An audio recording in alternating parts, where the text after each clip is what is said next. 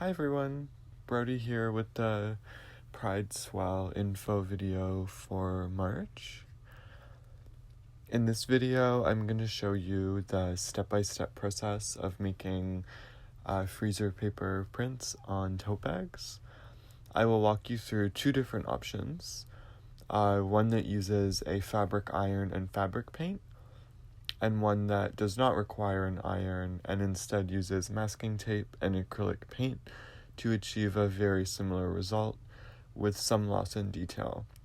These methods both use cutting shapes into freezer paper that act as openings for you to apply paint on, which will then adhere to the fabric below and make a print. I'm also going to show a few examples of this kind of printing, kind of generally called screen printing, to give you some inspiration and some exposure to different approaches to this medium. So to start, you can brainstorm this month's prompt, which is relationships to home in a time of social isolation. For this prompt, alternative, expanded, and personal notions of home and place are welcomed and encouraged. What does home mean to you in the context of COVID-19 and beyond? What has home meant to you and what does it mean now? How has queerness influenced your understanding of home? Can people and places and things be a home? So my first design on the right used the symbol of the house cut into 4 parts to communicate that home doesn't necessarily come from one specific place, but is kind of an assemblage of different places and spaces and people and feelings. For my second design, me and my 3 roommates wrote the word home, and I used our 4 different handwriting to communicate that home can also be contained within people you share time and space with. But let's jump right into the process. So we're going to start with option 1, which is masking tape and acrylic paint. So to start, you can gather your materials. This process will use acrylic paint, freezer paper, a sponge, your tote bag, a piece of cardboard, a pencil, an X-Acto knife, and the masking tape. So you can start with your design that you will trace onto a piece of freezer paper like this, and then use the X-Acto knife to cut along your lines to cut out the shapes that the paint will then go into, like this. Next, you'll flip all the pieces around to the shiny side of the freezer paper, and you'll make a bunch of little masking tape loops so that there's sticky tape on both sides, and place them pretty much all over the shiny side of the freezer paper. I would pay special attention to areas close to the cuts you made, as those areas are going to need a little extra support. If you need to get into really small areas, I recommend making a single roll of tape and then cutting it into multiple pieces. Next, you will place the cardboard in your tote bag to give you a flat surface, and then attach your taped up freezer paper on the outside of the tote bag, wherever you want your print to be. And don't forget to add the little pieces inside too. Like here you can see that I've added in the 1, the 2, and the 3, and the 4. So once it's adhered to your liking, it's time for paint. Similar to the styrofoam relief prints that we made, you'll use a sponge dabbed in acrylic paint, which you'll then dab over the openings of the freezer paper. Since it is fabric and not paper, you might need a bit more paint than you think. Next, you can remove the freezer paper, which reveals your image.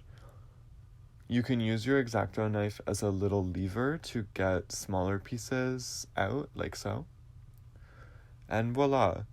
Be sure to let it dry thoroughly before moving it around too much. I would recommend 24 hours. Alright, so now for option 2, which is iron and fabric paint. The processes are quite similar overall, but I wanted to do separate walkthroughs just for maximum clarity. I may repeat myself a bit, so I appreciate your patience. With this option, you can get greater detail and heat set the final print, making it more permanent and washable. But of course, it does require having an iron at home. So to start, you need to gather your materials. This process will require an iron, a sponge, fabric paint, an X-Acto knife, a pencil, your tote bag, and a piece of cardboard. So starting with your design, again, trace it onto the freezer paper, leaving the shiny side facing down. Next, cut your shapes out, keeping the insides. After your cardboard is inside your tote bag, you can get all your freezer paper pieces set up like so. So this is definitely the coolest step. So now you're going to plug in your iron and heat it to medium or high heat, and make sure that you have it on a setting so that there's no moisture. Once it's hot, you will rub it on the surface of the freezer paper, and what this does is it melts the wax that's beneath on the other side of the freezer paper, which adheres it to the fabric. It's pretty much magic. What's great about this is that you can get some nice details that would be hard to achieve with the masking tape option. So next, you'll sponge on your fabric paint. Then, as before, you'll remove all of the freezer paper bits, revealing your image. After the bag has dried for 24 hours, you can come back to it with your iron on high heat and, again, no moisture. Running it over your print several times slowly in a clockwise motion will heat set the fabric, making it permanent and washable. For this step, I would also recommend putting a kind of spare sheet of fabric that you might have at home, even just a t-shirt in between the iron and the paint, just so that nothing burns. And that's the end of that process. So now onto some other examples. This is a small demo that I made using the masking tape method. It says, "Chosen family is family," in glittery acrylic paint and big blocky homemade letters. I wanted to include this so you can see that even without a lot of details, text is still totally possible and readable and very visual and unique. So these are some prints, some screen prints on tote bags and other things by the artist Hazel Meyer, who's based in Toronto.